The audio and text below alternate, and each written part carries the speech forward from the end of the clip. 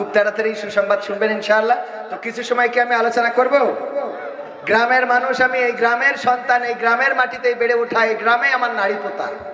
তো সেই গ্রামে বসে আলোচনা করা এটা সত্যি খুবই কষ্টের।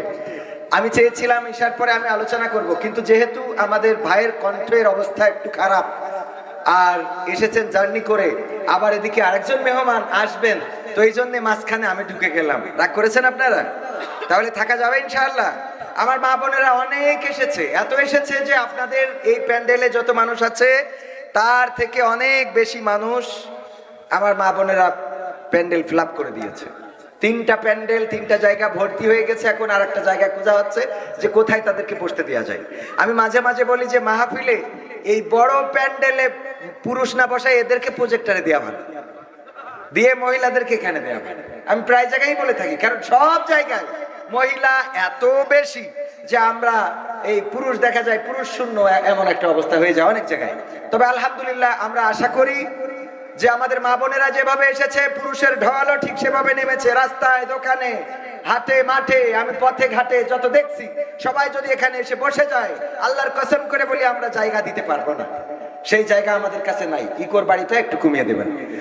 ইন্নাল হামদুলিল্লাহি নাহমাদুহু ওয়া নাস্তাঈনুহু ওয়া নাস্তাগফিরুহু ওয়া নু'মিনু বিহি ওয়া নাতাওয়াক্কালু আলাইহি ওয়া নাউযু বিল্লাহি মিন শুরুরি আনফুসিনা ومن سيئات أعمالنا من يهده الله فلا مضل له ومن يضلله فلا هادي له ونشهد أن لا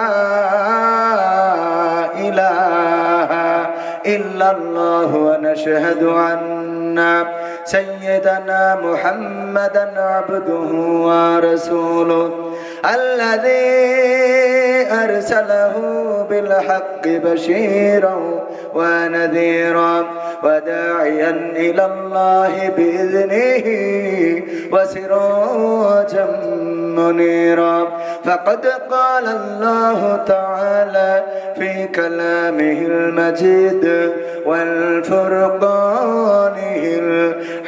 الحميد সবাই পড়েন আউযু বিল্লাহি মিনাশ শাইতানির রাজীম বিসমিল্লাহির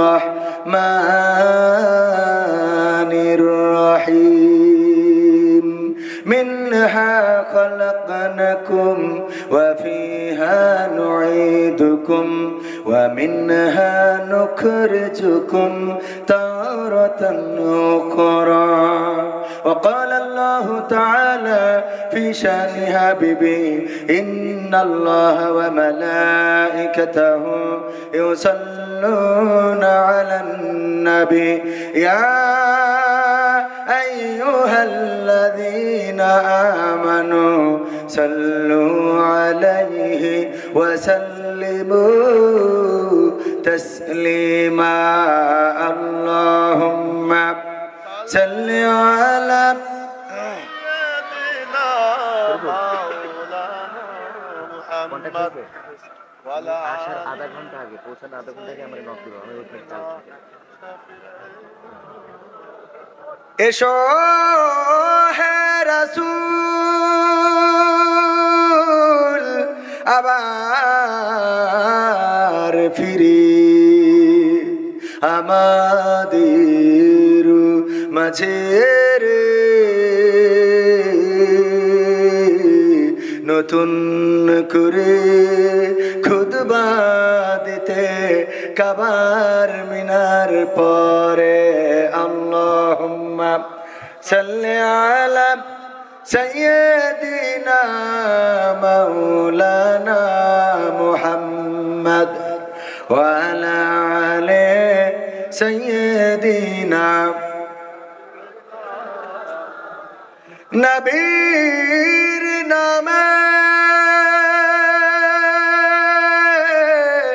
দুরূদ শরীফ পড়বে যে জন তার জন্য যে হারা জাহান্নামের আগুন। আল্লাহুম্মা সাল্লি আলা সাইয়্যিদিনা মাওলানা মুহাম্মদ ওয়া আলা আলি সাইয়্যিদিনা। রূপের বড়াই করিস না রে, রূপ চিরদিন থাকে না। রূপের বড়াই করিস না রে, রূপ চিরদিন থাকে না। নিজের মুখটা দেখা একদিন হইবে রে তোর যন্ত্রণা। নিজের মুখটা দেখা একদিন হইবে রে তোর যন্ত্রণা। রূপের বড়াই করিস না রে, রূপ চিরদিন থাকে না। রূপের বড়াই করিস না রে, রূপ চিরদিন থাকে না। নিজের মুখটা দেখা একদিন হইবে রে তোর যন্ত্রণা।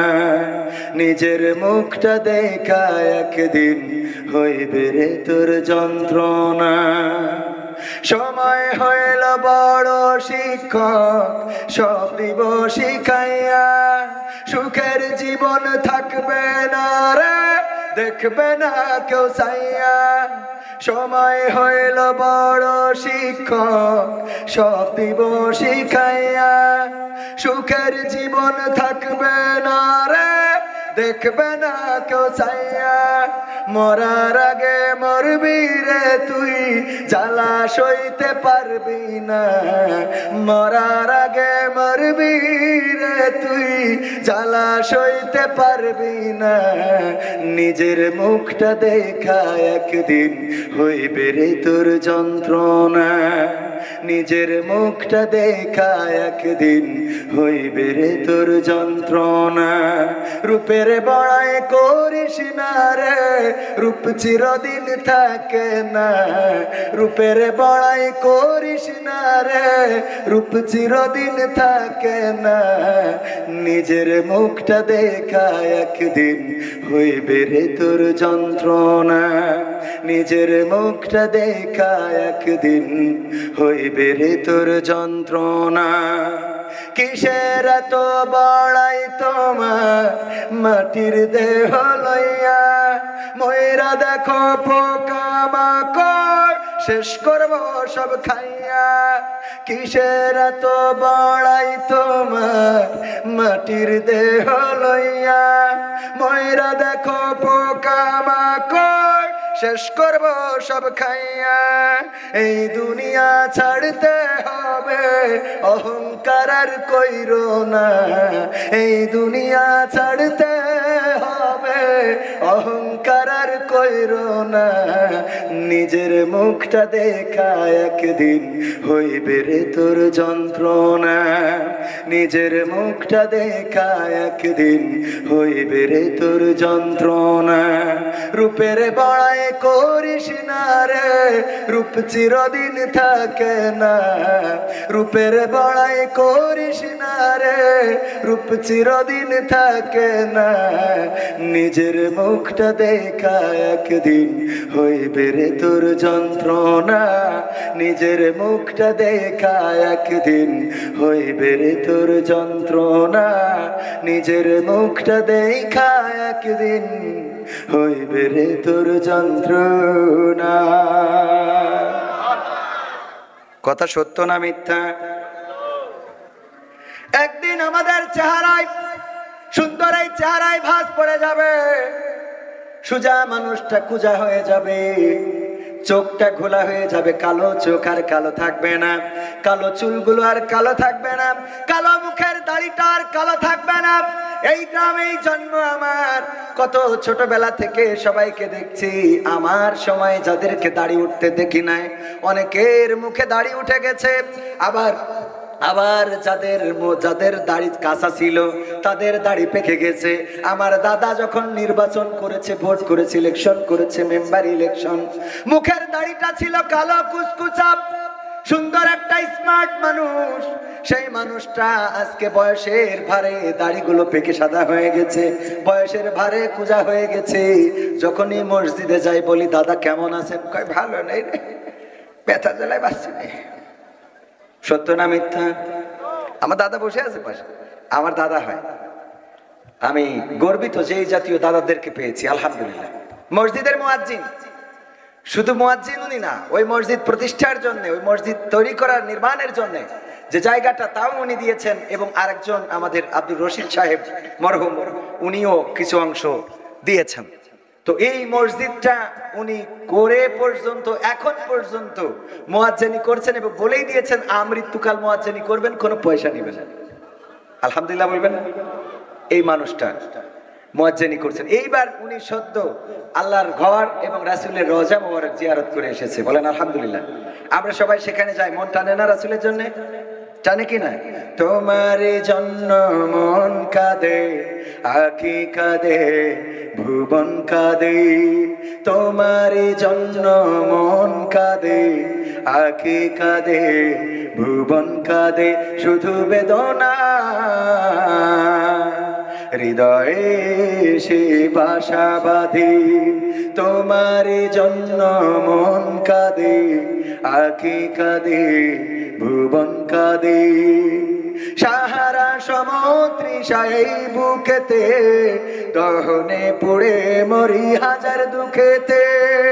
সাহারা সমুদ্রিশাই বুকেতে, দহনে পুড়ে মরি হাজার দুঃখেতে। শুধু তুমি নাই, আমি কাঁদি, আঁখি কাঁদি, ভুবন কাঁদে, শুধু বেদনা হৃদয়ে সে বাসা বাঁধে। তোমার জন্য মন কাঁদে, আঁখি কাঁদে, ভুবন কাঁদে। প্রিয়জন হারা মন প্রশান্তি নেই, বিরহ ব্যথা আর দুঃখ জ্বালা। তোমার প্রেমের পরশ দিয়ে হৃদয় করো গো নূরে উজালা। স্বপনে হলেও এসো একবার, প্রেমে ভর বিরহ নদীর চারিধার। স্বপনে হলেও এসো একবার, প্রেমে ভর বিরহ নদীর চারিধার। শুধু তোমার পথ চেয়ে আমি কাঁদি, আঁখি কাঁদে, ভুবন কাঁদে, শুধু বেদনা হৃদয়ে সে বাসা বাঁধে। তোমার জন্য মন কাঁদে, আঁখি কাঁদে, ভুবন কাঁদে। মারহাবা বলা যাবে না? এত কার্পণ্য করার কোনো দরকার আছে? জবান দিয়েছেন কে? সেই জবান দিয়ে কি আল্লাহর পক্ষে কথা বলা যাবে না? আল্লাহর পক্ষে কথা বলতে হবে, কোরআনের পক্ষে কথা বলতে হবে, ইসলামের পক্ষে কথা বলতে হবে, দ্বীনের পক্ষে কথা বলতে হবে, ভালোর পক্ষে কথা বলতে হবে, আলোর পক্ষে কথা বলতে হবে। যদি বলতে পারেন তবে আল্লাহ রাব্বুল আলামিন দুনিয়ায় ইজ্জত বাড়িয়ে দেবেন এবং পরকালে মুক্তির ব্যবস্থা করে দিবেন, বলেন সুবহানাল্লাহ। কিন্তু আমরা কথা বলতে চাই না, আর যার জন্য সম্মানও পাই। অনেকেই মনে করে এখানে কথা বললে না জানি বেইজ্জতি করে বসে। আরে বাবা, অন্যায়ের বিরুদ্ধে প্রতিবাদ করার জন্য আল্লাহ আদেশ করেছে, সুতরাং আপনি প্রতিবাদ করলেন মানে আল্লাহর কাছে সম্মানিত হইলেন। সম্মানিত হওয়া যায় না? যায় না? আল্লাহর কাছে সম্মানিত হওয়া যায়। সম্মানিত হাজিরিন, আমি কথা বলবো যতক্ষণ পর্যন্ত আমাদের মেহমান না আসেন ততক্ষণ পর্যন্ত। তো আশা করছি যে উনি ঘন্টা খানেকের মধ্যে এসে পড়বেন ইনশা। তো সেই পর্যন্ত সময় দেওয়া যাবে তো নাকি কষ্ট হবে? আমার ছেলে একটা গান শিখেছে, আমার লেখা গান, ও শোনাইতে চাইছিল, কিন্তু ওর তো এখন খুঁজে পাইলাম না। এই জন্য ওর গানটাও এর মাঝখানে একটু শোনাই দিবেন ইনশাল্লাহ। আপনারা শুনতে রাজি আছেন না? একটু নিজেদের গ্রামের মাহফিল, এলাকার মাহফিল দীর্ঘদিন ধরে হয় নাই। এই মাহফিল করার জন্য অনেক ভূমিকা রেখেছেন আমাদের গ্রামের সন্তান। আমরা গর্বিত যে এমন একটা সন্তান আমাদের গ্রামে আছে। বাংলাদেশ আওয়ামী যুবলীগের প্রেসিডিয়াম সদস্য জনাব আনোয়ার হোসাইন সাহেব, আমি ওনার সাথে কথা বলেছিলাম আগে যে আমি গ্রামে একটা মাহফিল আমরা করতে চাচ্ছি, আপনি যদি আমাদের সহযোগিতা করেন, সাপোর্ট করেন, তাহলে মাহফিলটা করব। বলল যে হ্যাঁ অবশ্যই সাপোর্ট করব, মাহফিল করার বিপক্ষে আমার কোনো ভূমিকা নেই। আমি বলেছি শুধু সাপোর্ট না, আপনার অতিথি হইতে হবে। বলল আমি অনেক ব্যস্ত আছি, আমার যাওয়ার সুযোগ হবে না, কিন্তু মাহফিলের জন্য যা করা দরকার আমি তাই করব। অনুমতির জন্য কোথাও কিছু বলা লাগলে সেগুলো আমি বলে দেবো। বলেন সুবহানাল্লাহ। আল্লাহ এইভাবেই মানুষদেরকে ইসলামের জন্য কবুল করবেন। বলেন আলহামদুলিল্লাহ। আল্লাহ যাদেরকে কবুল করেন তাদেরকে ভুল পথে কেউ পরিচালিত করতে পারে না, আর আল্লাহ যাদের গুমরাহ করেন তাদেরকে যত ওয়াজ করা হোক তাদের ভালোর পথে আনা কোনোভাবে সম্ভব হবে। ওয়াজ করা কেন, হুজুরের বাইটি যদি খাওয়ান তাও কাজ হবে না। হুজুরের বাইটি খাওয়ালে কাজ হবে না, হবে না।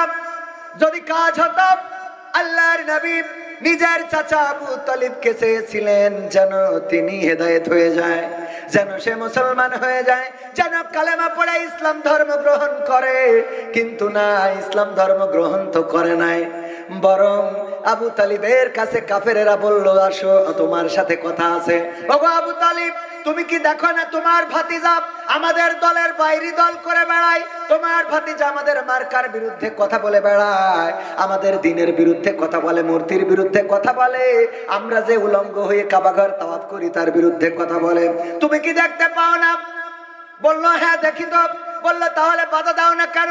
কয় আমার ভাতিজা কেমন করে তারে বাধা দিয়ে, এতিম সন্তান, আমার উপরে আমার বাবা দায়িত্ব দিয়েছিল, যখন গর্ভে থাকতে বাবা মারা গেল, 6 বছর বয়সে মা হারালো, তারপরে যখন দাদা দায়িত্ব নিল, দাদাও যখন 8 বছর আল্লাহর নবী সাল্লাল্লাহু আলাইহি সাল্লামের বয়স, তখন দাদা আব্দুল মুত্তালিব ইন্তেকালের সময় আবু তালিবকে ডেকে বললেন, মুহাম্মদ এতিম, মাও নাই বাবাও নাই, তোমার হাতে তুলে দিলাম, আমার বাবার দেওয়া ওয়াসিয়াত আমি দেখে রাখতে চেয়েছি, কেমন করে তাকে বাধা দেই?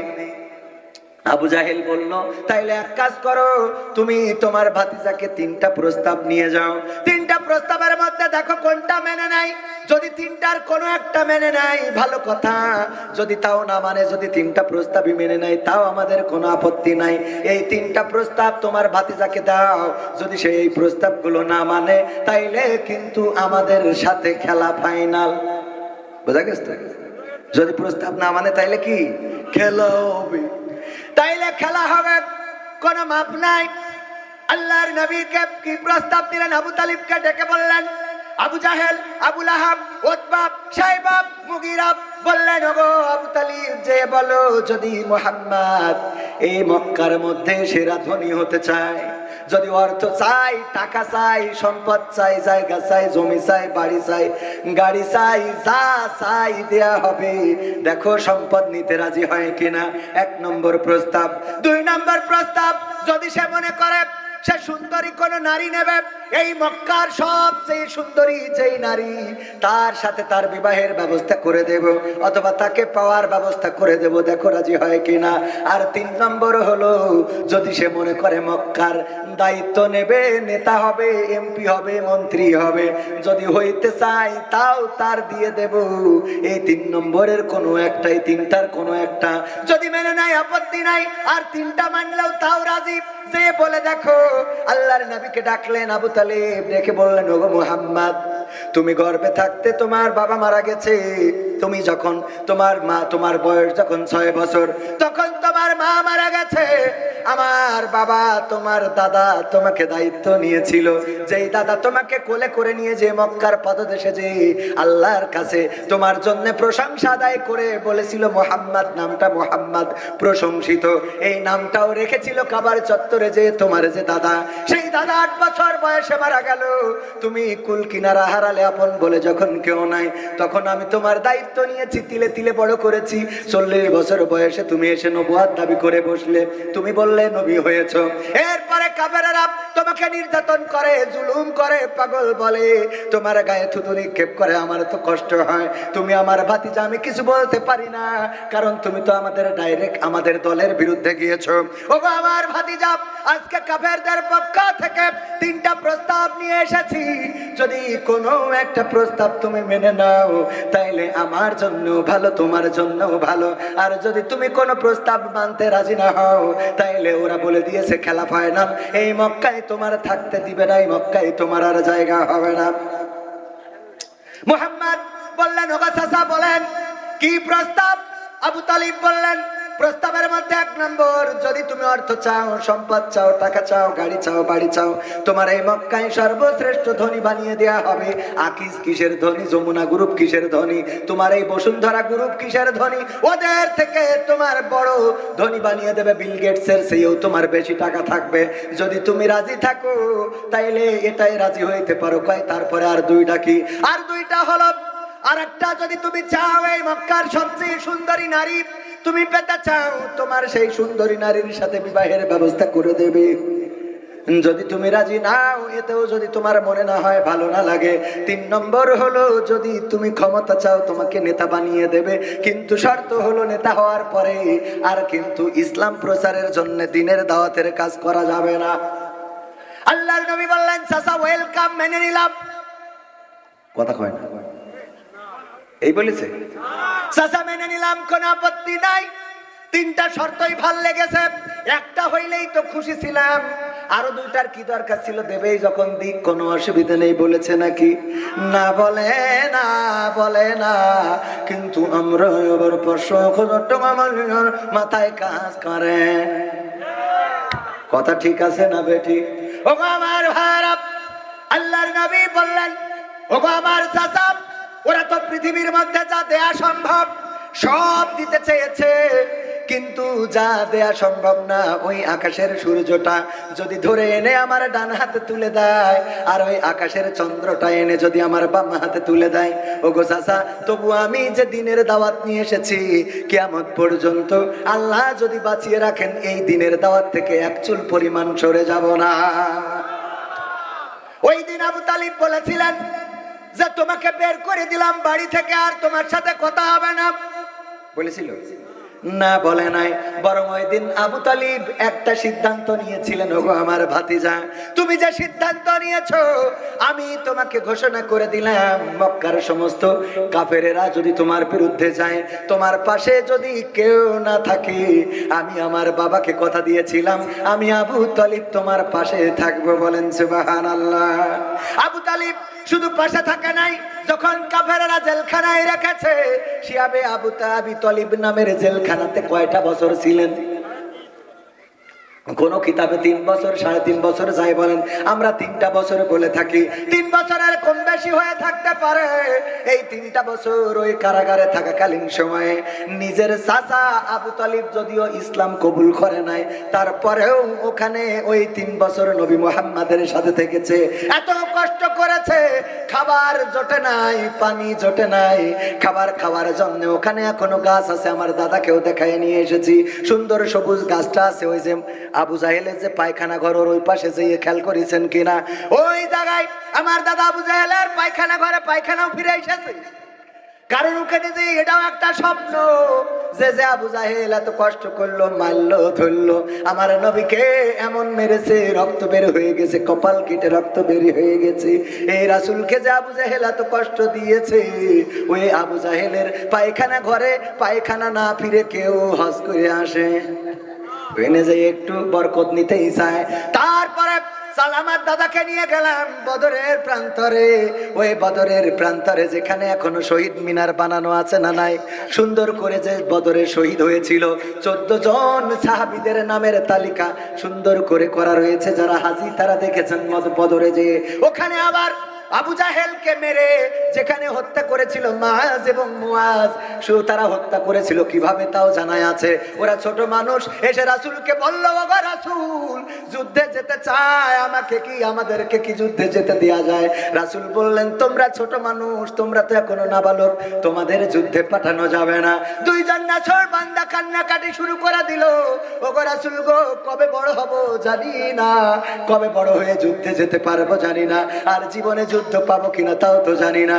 ওগো রাসূল, অনুনয় করি, বিনয় করি গো, যদি আমাদের 2 ভাইকে একটু যুদ্ধে যেতে দিতেন তাইলে জীবনটা ধন্য হয়ে যেত।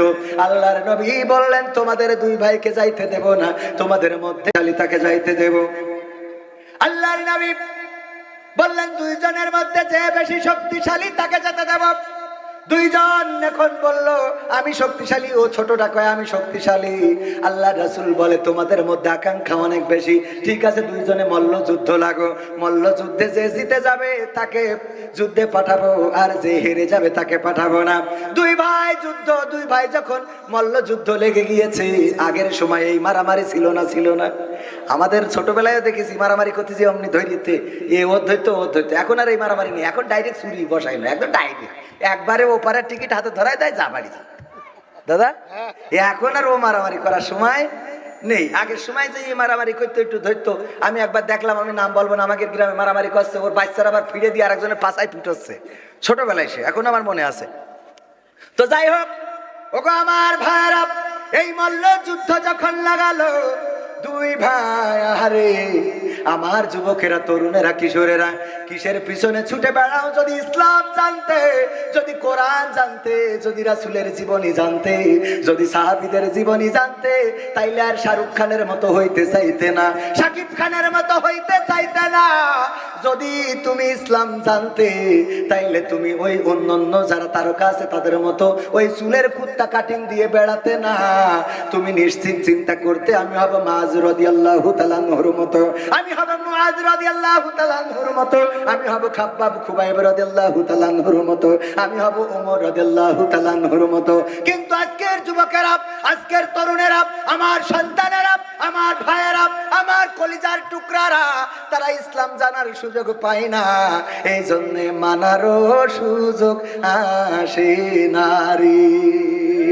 ঠিক না বেঠে? মুআজ এবং মুআজ দুই ভাই যখন মারামারি লেগে গেল, ছোট ভাই নিচে পড়বে এটাই তো স্বাভাবিক, বড় ভাই উপরে পড়ে গেল। বড় ভাই যখন উপরে, ছোট ভাই কানে কানে বলল, ভাই গো, একই মায়ের গর্ভে ছিলাম দুই ভাই, একই মায়ের দুগ্ধ পান করেছি, একই সাথে বড় হয়েছি, একই সাথে খেলেছি, বেরিয়েছি রে ভাই।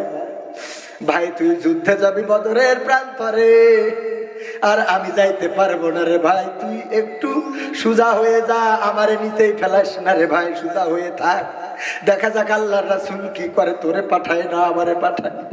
ভাইরে তুই আমারে দাঁড়িয়ে যুদ্ধের ময়দানে যাস না রে ভাই, আমারে দাঁড়িয়ে যুদ্ধের ময়দানে যাস না। ওগো আমার ভাইরা, মুআজ এবং মুআজ দুইজন এই মারামারি করে যখন কারাকানি করছে, আল্লাহর রাসূল বুঝে ফেললেন তাদের মনের আকুতি, আহারে এত আকুতি যুদ্ধে যাওয়ার জন্য। আমার মা বোনেরাও আছে, অনেকের সন্তানকে মসজিদেও পাঠাতে চায় না, মাদ্রাসায় পাঠাতে চায় না, অথচ আল্লাহর নবীর সাহাবীরা ছিলেন এমন। একজন মহিলা আসলেন আল্লাহর নবীর কাছে একটা শিশু বাচ্চা নিয়ে, এসে বললেন, ওগো নবী, আমি আপনার সাথে এই বাচ্চাটাকে যুদ্ধের ময়দানে দিতে চাই, যেন ইসলাম কায়েমের জন্য ভূমিকা রাখতে পারে।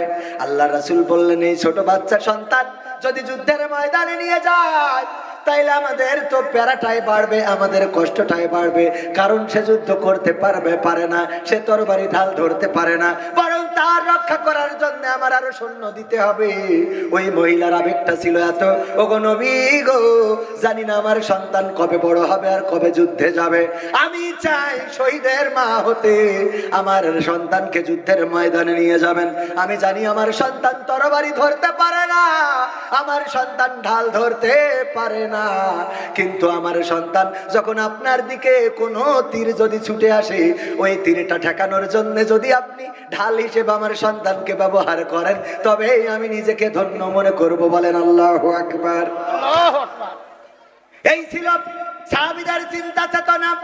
এখনকার সময় ফিলিস্তিনের কথা যদি বলি, ফিলিস্তিনের মা বোনেরা সন্তানের হাতে সুতা বেঁধে দেয়, চুরি পরিয়ে দেয়, একটা চিহ্ন দিয়ে দেয়, না জানি কখন ইসরায়েলের ওরা বোমা মারে, ওই ইহুদিরা, ওই ইসরায়েলের শকুনেরা কখন বোমা ফেলে। আমার সন্তান মাঠে খেলতে গেল, এই সময় যদি বোমা পড়ে, ওখানে সন্তানকে একজনের সন্তান থাকে নাকি? মাঠে, স্কুলের মাঠ অথবা স্কুলে বোমা ফেলছে, হাসপাতালে বোমা ফেলছে, জানেন কিনা? যারা সংবাদ দেখেন তারা জানেন প্রতিদিন 100, 200, 300 করে মানুষ মারছে। আর ওই ফিলিস্তিনের মা বোনেরা নিজেদের সন্তানদের হাতে কোনো না কোনো চিহ্ন এঁকে দেয়, কোনো না কোনো রশি কিংবা কোনো না কোনো সুতা, কোনো না কোনো গার্ডার কিংবা কোনো না কোনো একটা চুড়ি পরিয়ে দেয় অথবা পায়ের সাথে লাগিয়ে দেয়। আমার সন্তান এই চিহ্নটা করে দিলাম, যদি স্কুলে বোমা ফেলে আর যদি তুমি শহীদ হয়ে যাও, বোমার আঘাতে যদি তোমার চেহারাটা না চেনা যায়, তোমার হাতের চুড়ি দেখে আমি আমার সন্তান হিসাবে তোমাকে চিনে নিতে পারবো। আল্লাহু আকবার বলবেন। এখনকার সময় আছে না নাই? বিশ্বাস না হইলে ফিলিস্তিনের ইতিহাসগুলো ঘেটে থাকে। ফিলিস্তিনের দুইটা ভাই, আমি যত জায়গায় বলেছি, অনেকের চোখের সামনে পড়ে থাকতে পারে। আমি তো আমার দুইটা সন্তানকে দেখি তারা কিভাবে চলে, ঘুরে ফিরে বেড়ায়। একই সাথে দুইজন দুই ভাই, এ যখন স্কুলে থাকে ওর মন খারাপ হয়ে যায়, ও যখন স্কুলে থাকে এর মন খারাপ হয়ে যায়। এমন আপন দুই ভাই একই সাথে আহত হয়ে হাসপাতালে, দুই বেডে দুইজন ঘুমানো, দুই বেডে দুইজন। এর মধ্যে একজন ভাই মারা গেছে, আপনাদের চোখের সামনে এমন ভিডিও পড়ে থাকতে পারে। ভাই যখন একজন মারা গেছে, বিদায় দিয়ে যখন নিয়ে যাবে, ছোট ভাইয়ের কাছে নিয়ে এসেছে, তোমার ভাই মারা গেছে, বিদায় দিয়ে দাও। অসুস্থ শুয়ে বেডের উপর থেকে ভাইকে বলে, ভাই রে, তোর সাথে আর কোনোদিন খেলা হবে না, তোর সাথে আর কোনোদিন চলা হবে না, তোর সাথে আর কোনোদিন সাইকেলে ওঠা হবে না রে ভাই, তুই আমার জন্য আর কোনোদিন কোনো খাবার কিনে আনবি না। আজকে কাবেরেরা তোরে শহীদ করে দিল ভাই, ভাই বড় ধন, কলিজার বাঁধন, যদিও পর হয় তা নারীরও কারণ। ওগো আমার ভাইয়েরা, এমন সময় এখনো পার করছে। আল্লাহর নবী মাআজ এবং মুআজের কানাকানি যখন শুনে ফেললেন, আল্লাহর নবী বুঝতে পারলেন ওদের আবেগটা অনেক বেশি। বলল, ঠিক আছে, তোমাদের দুইজনকে আমি যুদ্ধের অনুমতি দিলাম। দুইজন যুদ্ধের ময়দানে গেল। যাওয়ার পরে ওদের টার্গেট কোনো কিছু না, ছোট মানুষ। বললো, আমাদের টার্গেট একটাই, আল্লাহর নবীকে মক্কায় সবচেয়ে বেশি কষ্ট দিয়েছে আবু জাহেল। সেই আবু জাহেল কোনটা যদি একটু দেখিয়ে দিতে, ওগো মদিনাবাসীরা, ওগো নবীর সাহাবীরা, একটু বলে দাও আবু জাহেল কোনটা, আমরা তো চিনি না, আমরা তাকে আক্রমণ করতে চাই। মানুষেরা দেখিয়ে দিল ওই যে বড় ঘোড়া, ওই বড় ঘোড়ার পিঠের উপরে যে ব্যক্তিটি বসা, ওই ব্যক্তিটি হলো আবু জাহেল। ছোট দুই ভাই পরামর্শ করলো, ভাই অত বড় ঘোড়া তো আমরা আমাদের তরবারি চালাইলেও আমরা ঠেই পাবো না, আমরা উচ্চতায় সমান হতে পারবো না, সুতরাং কি করা যায়? দুই ভাই পরামর্শ করলো, ভাই ছোট ভাইকে দায়িত্ব দিল, তুমি যে ঘোড়ার পায়ের নিচে আঘাত করবা, ঘোড়ার পা কেটে দিবা, আর ঘোড়ার পা কেটে দিলে ঘোড়া যেই পড়ে যাবে অমনি আমি আক্রমণ করে বসবো। ওগো আমার ভাইরা, ওগো আমার পর্দার অন্তরালের মায়েরা, শুধু তাই নয়, এই দুইজন ভাই লোকচক্ষুর আড়াল দিয়ে ঘোড়ার বিভিন্ন ঘোড়ার নিচ দিয়ে দিয়ে পেটের নিচ দিয়ে দিয়ে গুড়ি দিতে দিতে দিতে দিতে আবু জাহেলের ঘোড়ার কাছে পৌঁছে গেল এবং ছোট ভাই ঘোড়ার পা কেটে দিল। তারপরে যখন আবু জাহেল পড়ে গেল, তখন তার তরবারির আঘাত দিয়ে, ওদের তরবারির আঘাত দিয়ে আবু জাহেলকে পৃথিবী থেকে খতম করে দিল। ভাইরা আমার, এত কথা কেন বললাম? আবু তালিবের কথা বলতে যে এত কথা আসলো, যে আবু জাহেল এত কষ্ট দিয়েছে আল্লাহর রাসূলকে, আল্লাহর নবীর চাচা আবু তালিব আল্লাহর রাসূলকে ছেড়ে দেয় নাই, আল্লাহর রাসূলকে ফেলে দেয় নাই, বরং আবু তালিব বলল, গো মুহাম্মদ, এই যদি তোমার সিদ্ধান্ত হয়, আমি তোমাকে বলে দিলাম, এই মক্কার সবাই যদি তোমার বিরুদ্ধে চলে যায়, আমি আবু তালিব তোমার সাথে যতদিন জীবন আছে ততদিন আমি তোমার সাথে থাকবো। বলেন সুবহানাল্লাহ।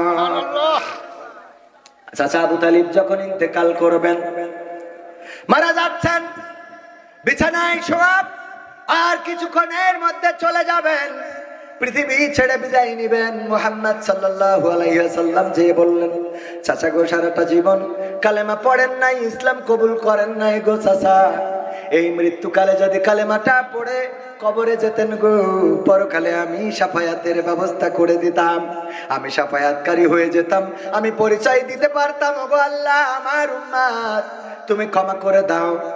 চাচা যদি কালেমাটা পড়ো, ওই সময় আবু লাহাব, উতবা, সাইবা, মুগিরা তারা এসে, আবু জাহেলরা এসে চারিপাশে বসে বলছে, ওগো আবু তালিব, এতদিন যেই বাপদাদার দল করে গেলে, যেই বাপদাদার ধর্ম মেনে চললে, এখন বৃদ্ধকালে কেন তুমি সেই ধর্মটা ত্যাগ করবা গো আবু তালিব?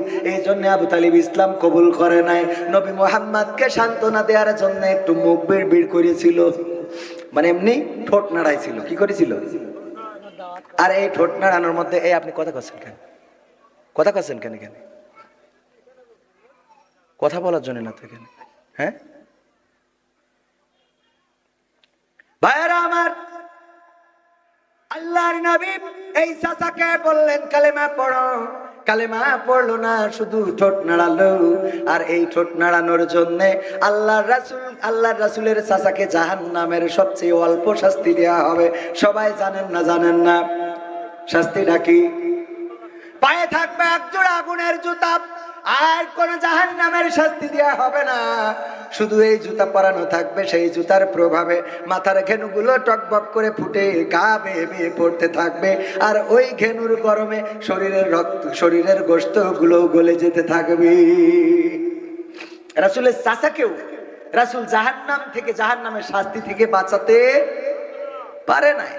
কেন পারে নাই? কারণ আল্লাহ হেদায়েত করে নাই, তো হেদায়েত হবে কিভাবে? সুতরাং আমরা চাইলেই সবাইকে হেদায়েত করে এখানে আনতে পারবো? সবার হেদায়েত হবে না। সবাইকে আল্লাহ কাবায় নিয়ে যায় না, সবাই মক্কায় হজ পায় না। টাকা থাকলেই হজ হয়?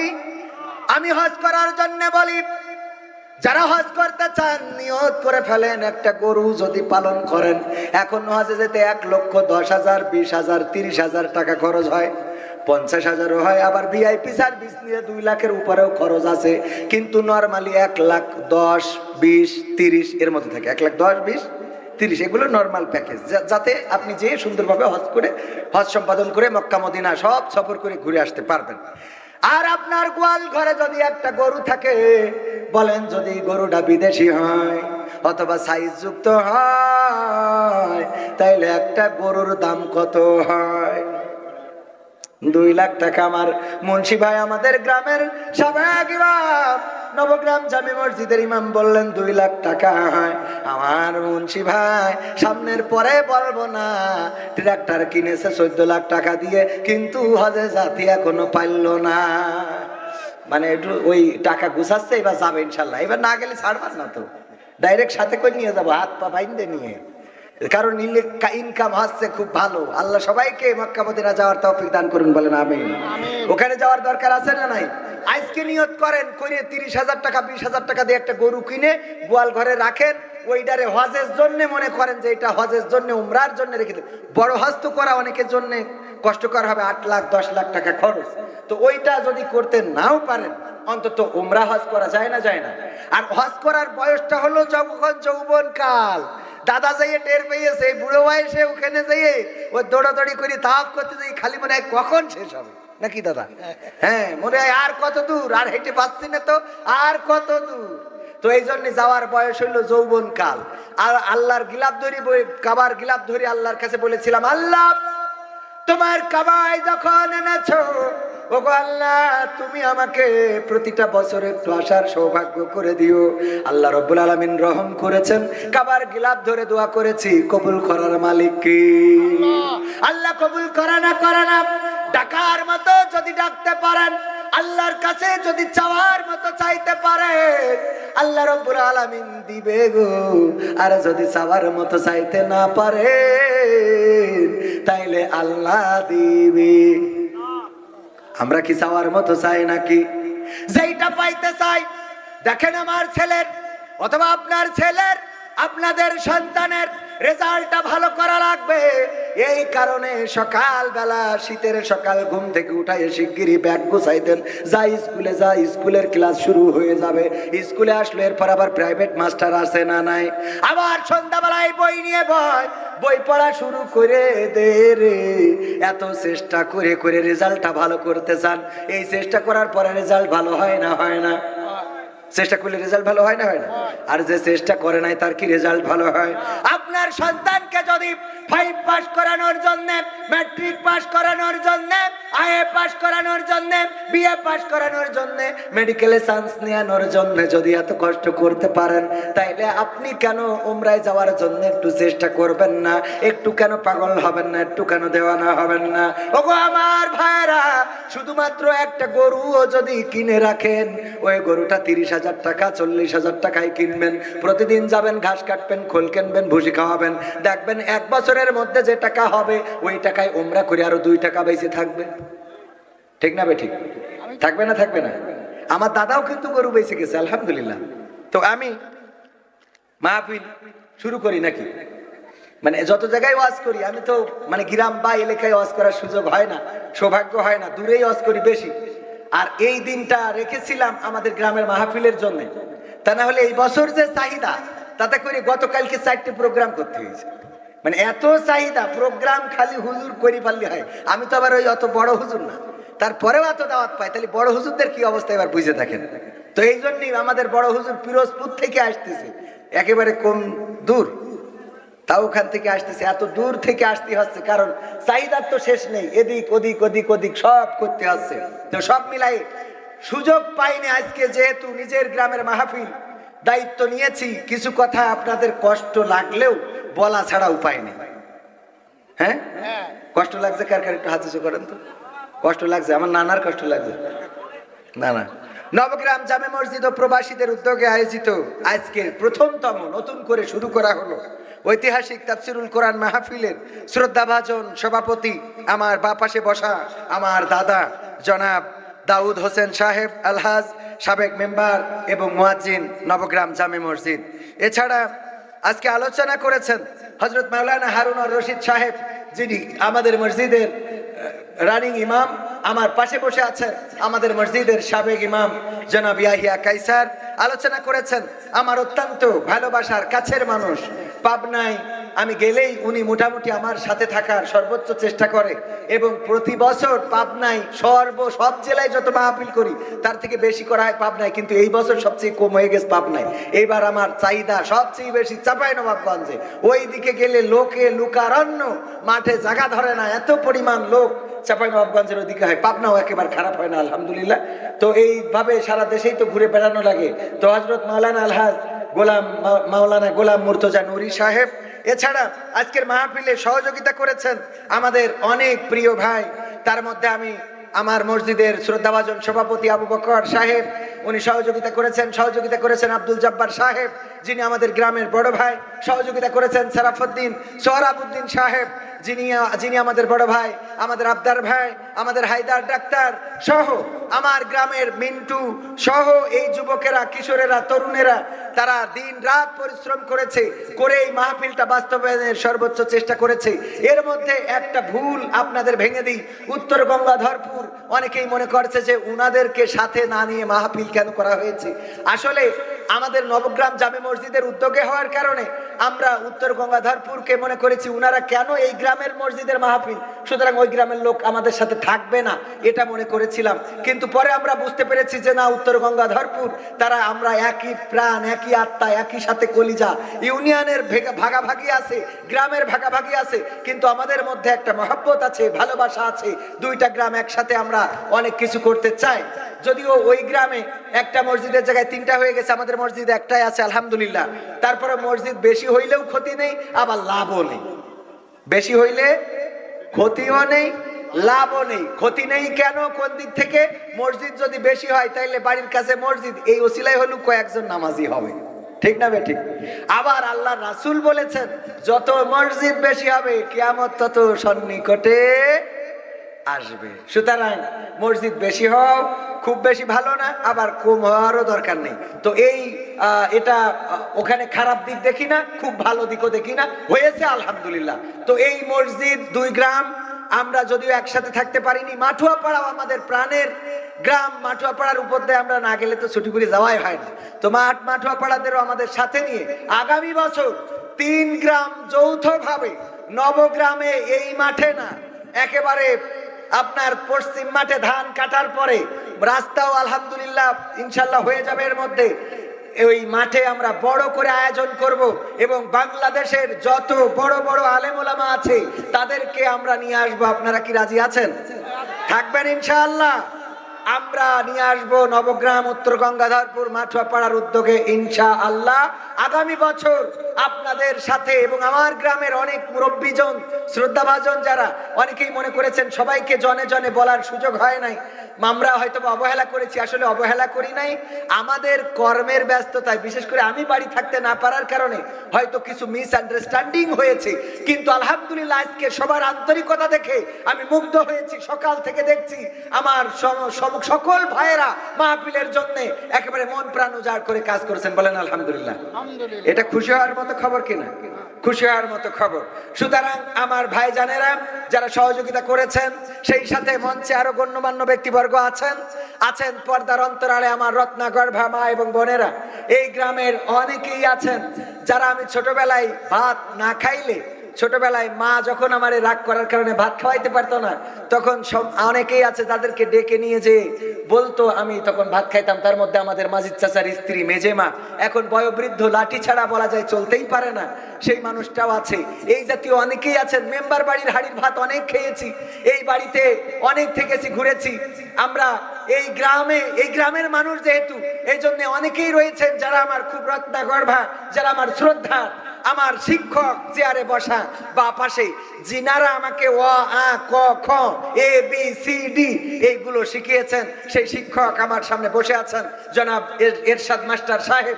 আমি কৃতজ্ঞ উনার কাছে। উনারা এক কলম দুই কলম যা পিটাইয়া পাটাইয়া শিখাইছিলেন, সেই এক কলম দুই কলম নিয়ে আজকে শুধু বাংলাদেশ না, গোটা বিশ্বের মধ্যে অলরেডি 6টা দেশে প্রোগ্রাম করা শেষ। আরো যে দেশের ইনভাইট গুলো আছে সব মিলাইলে মোটামুটি গোটা 50 দেশ হয়তো সফর করা লাগবে, আল্লাহ যদি আবুল হায়াতে বাঁচায় রাখে। তো এই তৌফিক দিয়েছে আমার স্যার, ওখানে বসা চেয়ারে অসুস্থ মানুষ, আপনারা দেখে নিতে পারেন। আমার শ্রদ্ধাভাজন শিক্ষক, উনারাই পিটাইছে। আর স্যারের খালি আমাদের বলতে, এই বান্দর এই করিস কেন, স্যারের খুব এই বান্দর বলতো আমাদের। তো বান্দর থেকে আস্তে আস্তে করে মানুষ হয়েছি। মানুষ তো মানুষ হয়ে জন্ম নেয় না, জন্ম নেয় মানুষ হয়ে জন্ম নেয় না। একমাত্র মানুষ, শুধুমাত্র মানুষ, তাকে আবার মানুষ হতে হয়। অন্য সকল প্রাণী সেই প্রাণী হয়ে জন্ম নেয়। একটা ছাগলের বাচ্চা ছাগল হয়ে জন্ম নেয়, একটা কুকুরের বাচ্চা কুত্তা হয়ে জন্ম নেয়, একটা বাঘের বাচ্চা বাঘ হয়ে জন্ম নেয়। কিন্তু শুধুমাত্র একমাত্র মানুষ হয়ে জন্ম নেয় না, তাকে নতুন করে আবার মানুষ হতে হয়। নতুন করে আবার কি হতে হয়? মাইন্ড করতে পারেন, বুঝাই দিই। যদি আপনার বাড়িতে একটা ছাগলের বাচ্চা হয়, বলেন দেখি, এই ছাগলের বাচ্চা হওয়ার পরে ওই ছাগলটার বাচ্চাকে কি চিনানো লেগেছে? এই তোমার মাকে দেখে চিনে নাও, তোমার মার এখানে এই ঠ্যাঙের উপরে 2টা দুধ আছে, এখানে খাবা। কথা কয় না? চিনানো লেগেছে? আচ্ছা, ছাগলের বাচ্চা, তার তো চোখ থাকে, যখনই বাচ্চা হয় তখনই তো চোখ থেকে যায়, এই জন্য সে না হয় দেখতে পায়। একটা কুত্তার বাচ্চা বা বিড়ালের বাচ্চা, এদের তো চোখ ফোটে। খরগোশের বাচ্চা চোখ ফোটে না, কিছুদিন পরে তারপরে চোখ ফোটে।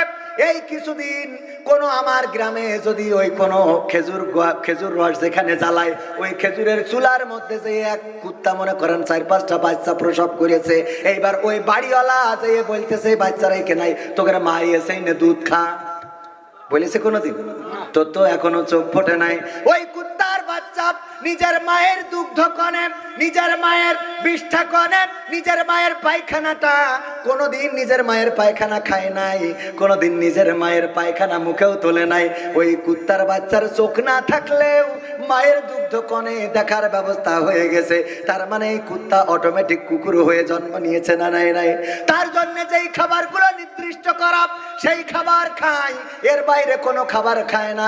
যেমন ধরেন শিয়ালের কথা যদি বলি, শিয়াল জন্মগতভাবেই মানুষের আড়ালে থাকে, কারণ ওদের আল্লাহ জন্মগতভাবে মুরগি চূড়া বানাইছে, এই জন্য ওরা গ্রামে ঢুকতে পারে। কথা কয় না? গ্রামে ঢোকে কোন শিয়াল জন্মগতভাবে, ও জন্ম নিয়ে মার কাছে তো জিজ্ঞেস করতে হইতো যে, মা আমাকে সারাদিন এই বাগানের মধ্যে থাকতে হয় কেন, আর রাত্রি ছাড়া আমরা বেরোতে পারি না কেন? এই কথা ওরা, আমি তো কোনো অপরাধ করি না, আমি তো বাচ্চা শিশু, আমি তো নিষ্পাপ, তো আমি বেরোলেও কি মারবে? আসলে শিয়ালের বাচ্চা বেরোলেও কি আপনারা ছেড়ে দেবেন? তার মানে ওরা মুরগি চোর বানাই আল্লাহ পাঠাইছে, ও মুরগি চুরি করে খাবে। ও ছোটবেলায় ও বোঝে যে আমি বেরোলি কুপান আছে না নাই, ছোটবেলায় বেরোইলে ওর কুপান আছে, এইটা চিন্তা করি। ছোট শিয়ালও বাইরে আসে না, এইটা বুঝাইতেন কে? কিন্তু একটা বাচ্চা মানুষ জন্মগ্রহণ করলো, মা তার শুয়ে রেখে উঠোন ঝাড়ু দিচ্ছে, এরপরে ও পায়খানা করেছে, করার পরে ওই পায়খানা কায়দা করে মেখে নিয়ে তারপরে সুশীল অজনের মতো করে খেয়েছে না খায় নাই? কথা কয় না? খেয়েছে।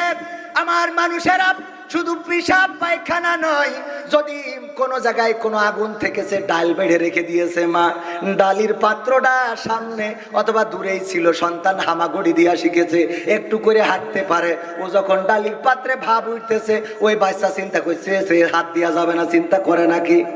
না, চিন্তা করে না, বরং আসে পরে অমনি কড়ার মধ্যে ঝপাত করে হাত দিয়ে ও মা গেছি, মা বাঁচা। ঠিক না বে ঠিক? তার মানে এই মানুষটা মানুষ হয় নাই, এই মানুষটাকে আবার মা মানুষ বানাইছে। অথচ আপনার গ্রামে, আমার গ্রামে খাটাস আছে না নাই?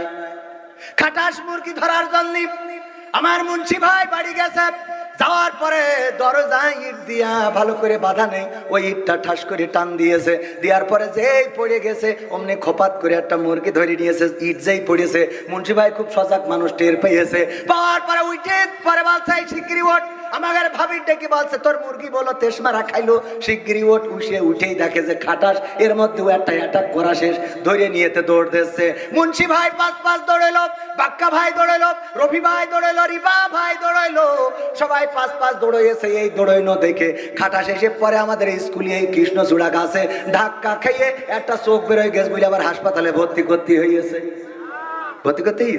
এই রাতের অন্ধকারে এত তাড়া করলো 5-7 জনে, তাও দৌড় দিল, কিন্তু কোনো গাছে ধাক্কা লাগলো না, কোনো বাড়ি পিলারের সাথে ধাক্কা খেলো না, কোনো জায়গায় কোনো ধাক্কা লাগলো না, মুরগিটা নিয়ে চলে গেল।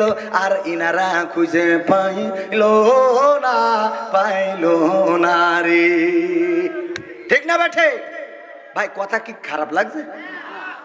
একটু বুঝতে হবে। ওয়াজ যদি ভালো করে শোনেন, এই ওয়াজ অল্প শুনলেই মানার জন্য যথেষ্ট, আর যদি একটু মানতে পারেন তাইলে হেদায়েতের জন্য যথেষ্ট, আর হেদায়েত যদি হয় সেটা জান্নাতে যাওয়ার জন্য যথেষ্ট। কিন্তু আমাদের হেদায়েত তো নিয়া যেমন তেমন কাঠি করি এক গ্রামের ছেলে, আমাদের গ্রামে এটা বলবেন, আমার গ্রামের মানুষ আমাকে আলহামদুলিল্লাহ অনেক বেশি ভালোবাসে, সেটা যেমন তেমন। আমি অন্য জায়গায় যে ঝামেলাটা হয়, কয় ও আবার নাটক করি বেড়াই, ও হুজুর হইল, কয় হুজুরের দাওয়াত দেশ কিটা, ওর কেন স্টেজে উঠাবা? তো আমি কই আপনি মাওলানা মানুষ, আপনি আসেন, এসে ওয়াজ করেন, আপনি ওয়াজ করেন, আমি বসে থাকছি, অসুবিধে নেই, যদি পারেন তো অসুবিধে নেই। কিন্তু আল্লাহ রাব্বুল আলামিন জবান দিয়েছেন, কণ্ঠ দিয়েছেন, কথা বলার শক্তি দিয়েছেন, শুধু তাই নয়, আল্লাহ রাব্বুল আলামিন দায়িত্ব দিয়েছেন, ওয়ামান আহসানু ক্বাওলাম মিম্মান দাআ ইলাল্লাহ ওয়া আমিলা সালিহান ওয়া ক্বালা ইন্নানি মিনাল মুসলিমিন। বলেন আল্লাহু আকবার। আল্লাহু আকবার বললে কি কোনো ক্ষতি আছে? এই জবানটা দিল যে আল্লাহ, সেই আল্লাহকে ডাকার সৌভাগ্য আমাদের হয় না। ওগো আমার ভাইরা, আমি কেন কথা বলি? কারণ আমার আল্লাহ বললেন তার কথার চেয়ে ভালো কথা আর কারো হতে পারে না, তার কথার চেয়ে উত্তম কথা আর কারো হতে পারে না, তার কথার চেয়ে শ্রেষ্ঠ কথা আর কারো হতে পারে না। যে নিজে ভালো কাজ করে, অপরকে ভালো কাজের জন্য আহ্বান করে, আর মুখে ঘোষণা করে দেয় আমি একজন মুসলমান। বলেন সুবহানাল্লাহ। তার মানে কাজ কয়টা? কাজ কয়টা? জোরে বলেন কয়টা? আরো জোরে কয়টা? আমার এলাকার মানুষেরা হয়তো আমার কথায় জবাব দিতে আপনাদের কষ্ট আছে যে তুমি এত কথা কও কেন, নাকি এরকম কিছু? আমি আজকে যেহেতু এখানে বসেছি আপনাদের সন্তান, সুতরাং এটা মনে করার দরকার নেই। আমরা সবাই নিজেরা বলেন কয়টা? আরো যারা বলেন কয়টা? 3টা। 1 নম্বর কাজ নিজে ভালো কাজ করা, আর 2 নম্বর কাজ হলো অপরকে ভালো কাজের জন্য আদেশ করা, আহ্বান করা, ডাকা, আর 3 নম্বর কাজ হলো নিজেকে মুসলমান বলে স্বীকৃতি দেয়া। আমরা কি মুসলমান? সবাই কি মুসলমান নাকি? কুসুত মোল্লা দিয়া মুসলমান? সঠিক মুসলমান পাওয়া বড় কষ্ট।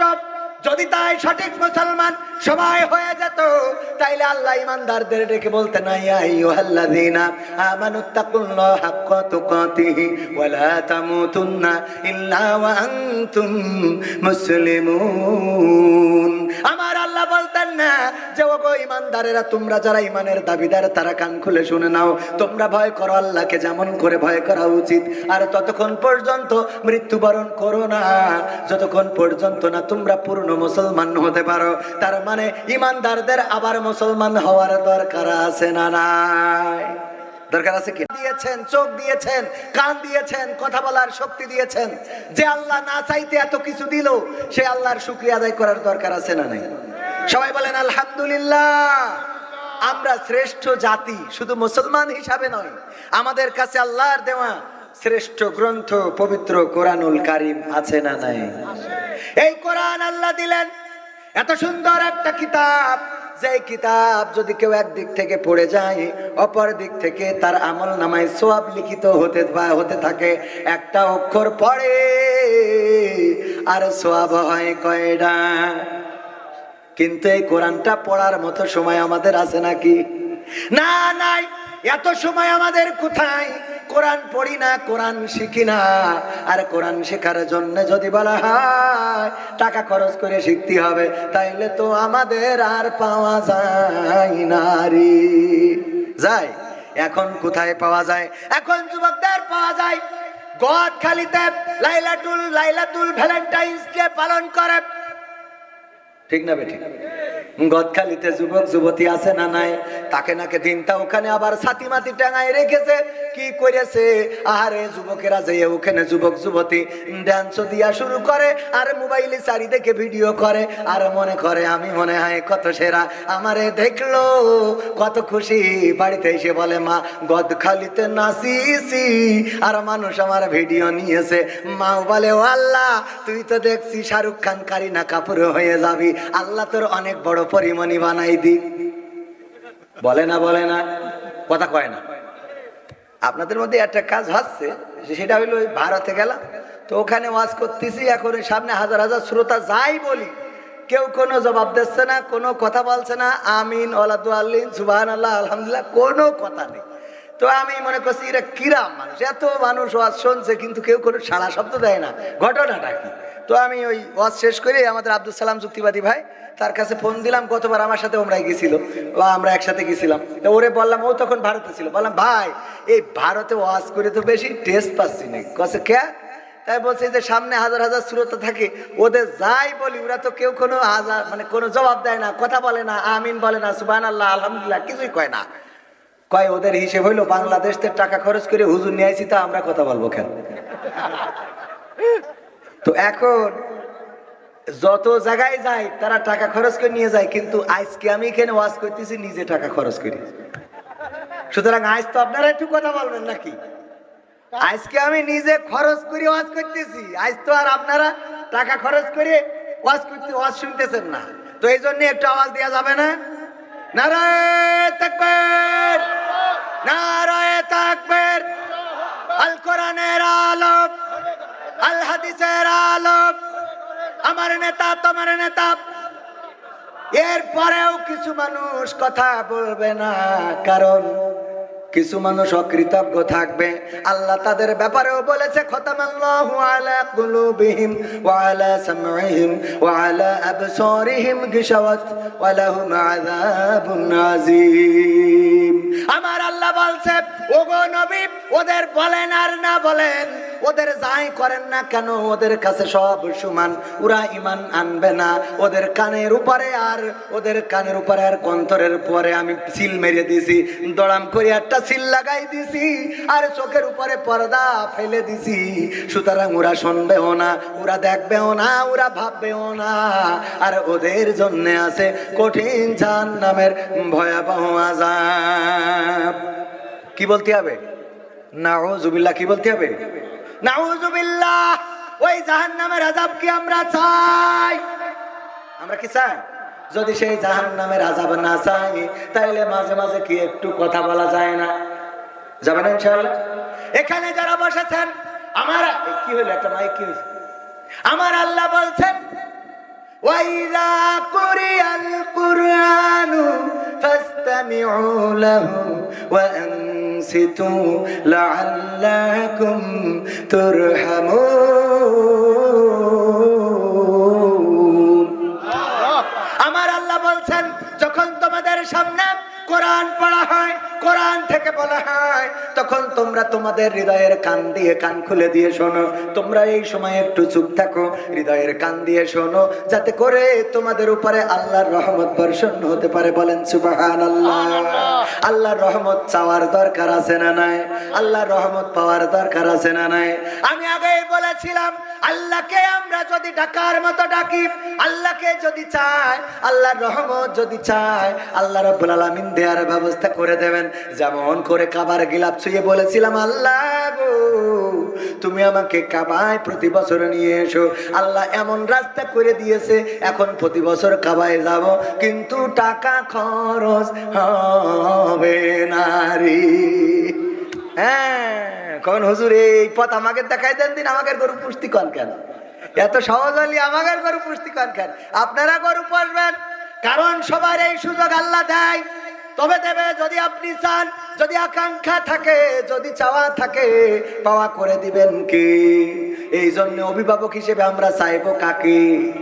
আল্লাহকে চাইবো। এই আল্লাহ যে বললেন, তাও আপনাদের কষ্ট হয়েছে, একটু জোরে বলেন তো, অভিভাবক হিসেবে কাকে চাই?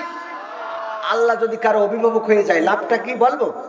বলবো লাভটা, বলবো লাভটা হলো, একবার এক গরু আমার দাদা মাঠে রেখে এসেছে। গরু, দাদা গরু পালন করে, মাঠে রেখে এসেছে।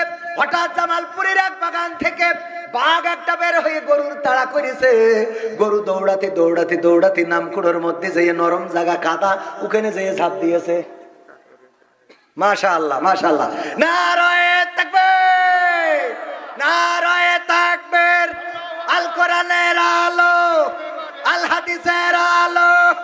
ওগো আমার ভাইরা, এত আনন্দ মনে গো, নামটা বলবো না, বলবো না রে। বলবো, বলা লাগবে? খুশি লাগছে আমার, এই আনন্দ কনে থবো। মা বোনেরাও কাছে আমাকে জন্য তো একটু ওয়াজ শুনাইলে না? মা বোনদেরও একটু ওয়াজ করার দরকার আছে না সবাই? মা বোনেরা এসেছে, পর্দার অন্তরালে মা বোনদেরকে থাকতে হবে। আমার মা বোনদের ব্যাপারে আল্লাহর নবী বললেন, মেরাজ থেকে এসে বললেন, ওগো নারীরা, তোমরা বেশি বেশি করে সাদাকা করো, দান করো, দান করো, দান করো, কারণ আমি দেখেছি অধিকাংশ নারীরাই জাহান্নামী। আল্লাহর নবীকে বলা হলো, কেন অধিকাংশ নারীরা জাহান্নামী? আল্লাহর নবী বললেন, দুইটা কারণে। কারণ কয়টা? এবার একটু আওয়াজ দেন, কারণ কয়টা? দুইটা। আমাদের প্রিয় মেহমান আমাদের রাস্তায় চলে এসেছেন, আর বেশি সময় লাগবে না। এখন যারা আশেপাশে আছেন, এসে খালি জায়গাগুলো দখল করে বসেন, তা না হলে পরে কিন্তু নেটওয়ার্ক পাওয়া যাবে না রে। ঠিক না বেঠে? ওগো আমার ভাইরা, মা বোনদের ব্যাপারে আল্লাহর নবী বললেন, দুইটা কারণে তারা বেশি জাহান্নামী। কারণ কয়টা? জোরে বলেন, কারণ কয়টা? মা বোনদের এটা বলার দরকার আছে না নাই? মা বোনদের জানিয়ে দিই কারণ কয়টা, একটু হাত উঁচু করে বলেন। সবাই হাত উঁচু করেন, হাত উঁচু করেন। কারণ কয়টা? হাত উঁচু করেন, হাত উঁচু করেন, করেন, একটু মাহফিল শুনবেন। এটা এবার হাত নামান, হয়তো রাগ করতে পারেন, এটা হলো একটা ক্লাস। এখানে আসবেন, নিয়ত করে আসবেন যে আমি কিছু শিখতে যাচ্ছি। আর আমরা যখন কথা বলি, সব সার্কেল ঠিক রেখে কথা বলা লাগে। এখানে মা বোনেরা আছে, আমার মা আছে, আমার ভাই আছে, আমার ভাই বউ আছে, আমার বউ আছে। আমার বউ বাড়ি তালামে ঠিক কেন শুনতে চলে গেছে, আমি বাড়ি দিয়ে দরজার সামনে দাঁড়ায় রয়েছি, কিছু করার নেই। বলছে ওয়াজ করি বেড়াও। আমি বললাম, আমি তোমার ঘরের বক্তা, আমাদের ওয়াজ শুনি না, তোমার বাড়ি শুনে লাভ আছে? বাড়ি আমার ওয়াজ চলে, আমার চলবে, বাড়ি চলবে না। যাই হোক, কয়টা কারণে বেশি? দুইটা কারণে। এক নম্বর কারণ হলো, আল্লাহর নবী বললেন, ওগো আমার সাহাবীরা শুনে নাও, নারীরা জাহান্নামে যায় দুইটা বেশি কারণে। তার মধ্যে এক নম্বর কারণ হলো, ওরা স্বামীদের প্রতি অকৃতজ্ঞ থাকে। স্বামীদের প্রতি কি থাকে? এক নম্বর কারণ হলো, স্বামীদের প্রতি অকৃতজ্ঞ থাকে। কেমন অকৃতজ্ঞ? অনেক নারী আছে, স্বামী যেটা করে পছন্দ হয় না, কিন্তু স্বামীর বন্ধু যেটা করে ওইটা খুব ভাল লাগে। আছে না নাই? স্বামীর মোটর সাইকেলটা পছন্দ হয় না, স্বামীর গাড়িটা পছন্দ হয় না, স্বামীর করা বাড়িটা পছন্দ হয় না, স্বামীর করা রংটা পছন্দ হয় না, স্বামীর কেনা টেলিভিশনটা পছন্দ হয় না, কিন্তু ওই স্বামীর বন্ধু কোনো কিছু যদি কেনে ওইটা খুব ভাল লাগে, স্বামীর বন্ধু যে থ্রি পিস কেনে সেইটা ভাল লাগে, স্বামীর বন্ধু বোর জন্য যে শাড়ি কেনে সেইটা ভাল লাগে, আর বলে তোমার আল্লাহ চোখ না দুটো মার্বেল দিয়েছে, তোমার কোনো কিছু পছন্দ হয় না। এরা আছে না নাই? এত অকৃতজ্ঞ।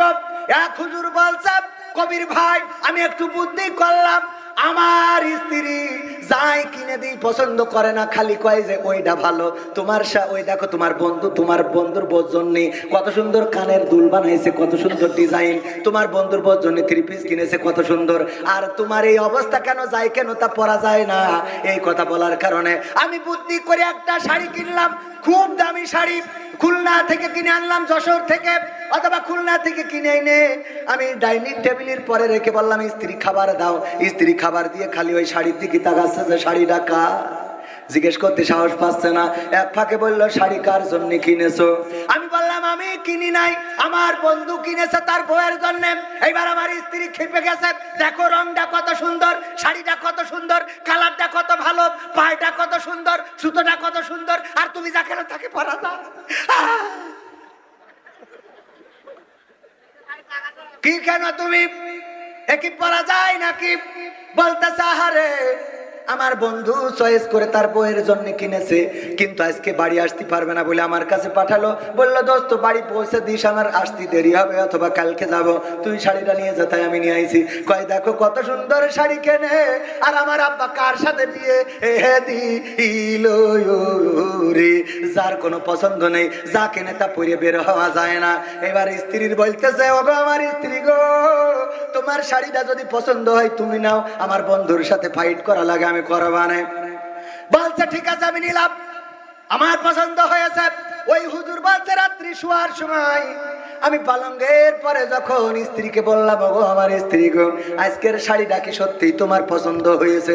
বলছে খুব পছন্দ হয়েছে, এত সুন্দর রং সঙালা শাড়ি কোনোদিন কেন না, এত সুন্দর পাড়, এত সুন্দর সুতো আমি কোনোদিন তোমার কিনতে দেখি নাই, তোমার বন্ধু কিনেছে বলে এত ভালো রে। বলছে দেখো হায়াত মৌতির কথা বলা যায় না, না জানি আজকে হয়তো পৃথিবী ছেড়ে চলে যাওয়া লাগতে পারে, সকাল হবে কিনা জানি না, মনের কথাটা হয়তো বলা হবে না। আমি তোমারে কত ভালোবাসি, কত ভালোবাসি রে, এই শাড়িটা আমি তোমার ভালোবেসে নিজে পছন্দ করে তোমার জন্য কিনে আনিছি। তখন স্ত্রী বলছে তাহলে এর রং থাকবে না, তাহলে এর কি কৃতজ্ঞ বানানো সম্ভব? আমার আব্বা বলতো গাই গরু একটা এনেছে, ওই গাই গরু আর মরে না রে। ওই বিয়ের সময় একটা গাই গরু আনিল, আর যা কিছু হইলো আমার মুন্সি ভাই ওই বিয়ের সময় একটা গাই গরু দিছিল ভাবির মা, মানে আমাদের মা ওই সাহেব, ওই গাই গরুটা আনার পরে তাও এমন গাই গরু যেন গরু না এক্সরা করে কাগজ পাঠাই দেয়। বুঝা গেছে? তাহলে মানে সব রড ফট দেখা যাচ্ছে। ওই গরু আনার পরে ভাই যখন মালয়েশিয়ায় যাবে টাকা পয়সা গুছাই যখন ফ্লাইট হয়ে গেল, মালয়েশিয়ায় চলে গেল, ভাবির ফোন করে বলছে যাক আল্লাহ ভালাতি মালয়েশিয়ায় নিয়ে এসেছে। বলছে আব্বাকে বাড়িতে গরুটা আনিলাম বুঝলে, আব্বাকে বাড়িতে গরুটা আনিল বুঝলে উনি মালয়েশিয়া যাতে। এরপরে যখন আবার বাড়ি এসেছে, অনেক টাকা গুছাই নিয়ে বাড়ি এসে দোতলা বাড়ি করেছে।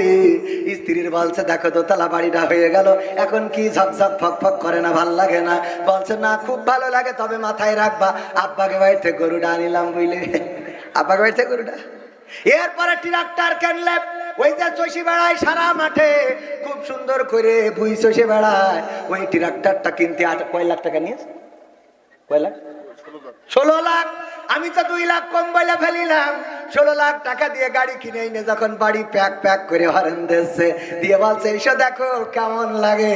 বলছে আব্বাকে বাড়িতে গায়ে গরুটা আনিলাম বুঝলে, আব্বাকে বাড়িতে গায়ে গরু। এরপরে ভাই যদি এখন একটা 4 চাকার গাড়ি কেনে আর বলে তুমি চড়ো আমার বাম পাশে, আমি তোমারে নিয়ে একটু চালাই গ্রামটা ঘুরিয়ে বেড়াবো, গাড়ির দরজা খুলে ওই সিটির পরে উঠে পরে বলবে আব্বাকে বাড়িতে গায়ে গরুটা আনিলাম বুঝলে। শুধু তাই না, আমার ধারণা যদি সুযোগ পাই দাদা গো, ওই জান্নাতে যাওয়ার সময় গেটে যদি দেখা হয়ে যায় দাদির সাথে ভাবির সাথে, ধাক্কা মারিয়ে বলবে আব্বাকে বাড়িতে গরুটা আনিলাম বুঝলে। ঠিক না বেঠিক? আছে না নাই? তাহলে জাহান্নামে যাওয়ার কারণ কয়টা? কয়টা? দুইটা। তার মধ্যে বলেছি কয়টা? আর একটা কি শোনা যাবে? শুনবেন আপনারা?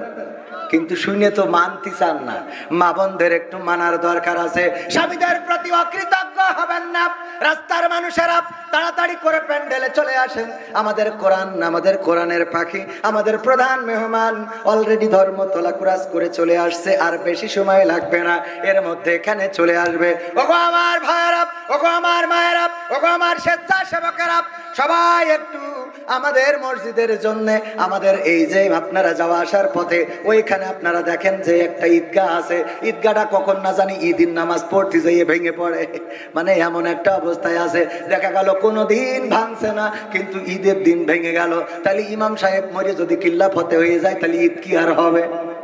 সুতরাং ঈদগাহটা আমরা মেরামত সুন্দর করে সংস্কার করার উদ্দেশ্য নিয়ে, এবং মসজিদের কিছু কাজ আছে, আমাদের গেটটা ভেঙে একটু বড় করা লাগবে, কারণ ছোট গেট দিয়ে লোক বেরিয়ে গেছে। যেদিন জিলেপি দেয় ওই গেট দিয়ে লোক বেরোতে পারে না, মানে জিলেপির দিন একটু লোক বেশি হয়, তো ওই জিলেপির দিন একটু ঝামেলা হয়ে যায়।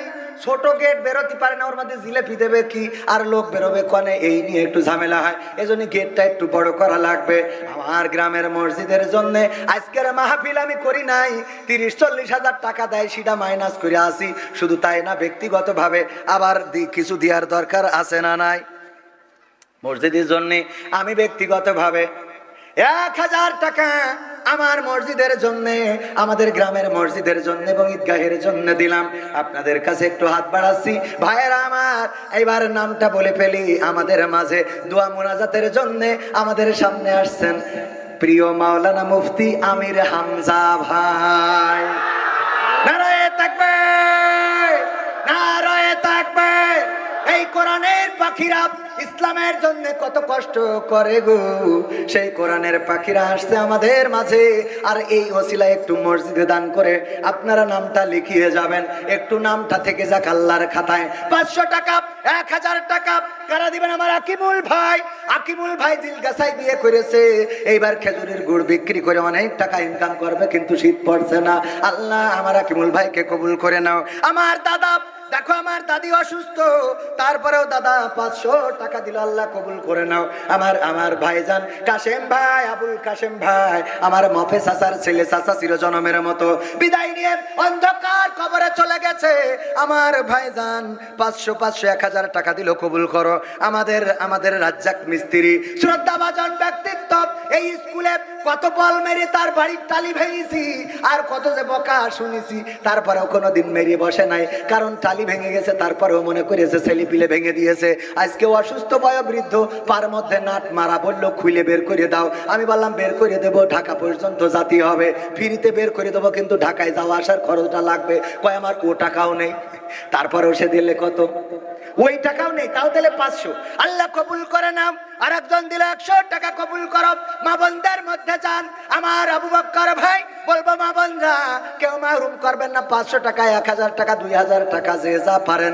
আমি সেই দিন পরশু দিন সাতক্ষীরায় বললাম যে যা পারেন দান করেন। একজন 1 ভরি ওজনের সোনার চেন খুলে দিয়েছে, সুবহানাল্লাহ বলবেন না? আর একজন কিরা দিল 500 টাকা, আমার আমির হোসেন ভাই। 1000 নারায়ে তাকবীর, নারায়ে তাকবীর। আমার আমির ভাই দোকানে চায়, বাজারে আছে দোকান, চায়ের দোকান, মুরগির দোকান, 1000 টাকা দিল। ওর নাম কি জানো? নুরুজ্জামান দিল 500 টাকা, পশ্চিম পাড়ায় বাড়ি, আল্লাহ কবুল করো। আর একজন 200 টাকা। আর কে কত দেবেন গো? 500 1000 টাকা, 1 বস্তা 2 বস্তা সিমেন্ট নাম লিখে দিতে পারেন এই ঈদগাহ মসজিদ করার জন্য। ভাইরা আমার, আমি আপনাদের সন্তান, আপনাদের কাছে হাত বাড়াইলাম। আর কোরআনের পাখি আসতেছে, আর বেশি সময় লাগবে না, আসলেই স্টেজ দিয়ে দেব। আর আমাদের সিয়াম কনে ওর একটু নিয়ে আসো, সিয়ামেরও গানটাও শুনিয়ে দেব। আছে ভাইরা আমার, ওগো আমার কলিজার টুকরারা, এখন না আমজা ভাই আসলে, ওগো আমার ভাইরা কলিজার টুকরারা, 1 বস্তা 2 বস্তা সিমেন্ট দেওয়ার মতো কোন বান্দা আছেন নাকি? নামটা বললে নাম ধরে দোয়া করে দেব, আল্লাহ কবুল করে নেবেন। আমার মা বোনদের মধ্যে যান, আমার আমার স্বামী রাজমিস্ত্রির কাজ করে, ও তো বস মানুষ, 1,000 টাকা না দিলে কি হয়? বঙ্গবন্ধুর 1,000 টাকার একটা নোট দান করলো, আল্লাহ কবুল করে নাও, নেখায়াত দিয়ে দাও, মনের স্বপ্ন পুরা করে দাও। আর একজন 100 টাকা দিল, আবার একজন 500 নাম কি? কিসমত ভাই, নারায় থাকবে। আমার কিসমত ভাইয়ের মাটির বাড়ি ছিল, সেখানে ইটের বাড়ি। আহারে আল্লাহ ভাগ্যটা পরিবর্তন করে দিয়েছে। 1,000 টাকা আল্লাহ কবুল করে নাও। লিয়াকত চাচা থাকে বিদেশে, আল্লাহ নেখায়াত দিয়ে দাও, মনের স্বপ্ন পুরা করে দাও। ওগো আল্লাহ, যে যে ওসিলায় দান করে দানগুলো, তার সেই ওসিলাটা পূরণ করে দাও। আর কোন আল্লাহর বান্দা আছেন, আমি ছোট মানুষ, যুবক মানুষ, দোয়া করে দেবার একজন 200 টাকা আল্লাহ কবুল করে নাও। আমার মা বোনরা, মা বোনদের মধ্যে আবু বক্কর ভাই স্বেচ্ছাসেবকদের পাঠিয়ে দেন। মা বোনেরা আজকে 1 বস্তা টাকা দেবে, কারণ ওরা আমার এত ভালোবাসে রে। কালকে গেলাম কলারওয়ায়, এক মহিলা চিঠি দিয়েছে, হুজুর আপনার খুব ভাল লাগে, আমার স্বামী থাকে বিদেশে, আমি চাচ্ছি আপনি যদি চান ওখান থেকে কেটে এসে আপনার সাথে বিয়ে করবো। সহ্য না করি পারা যায়। আমি বললাম এই অজন্য ইউটিউবে যাই না, তাহলে আমার বউ দেখলি কিন্তু খেলা হবে রে।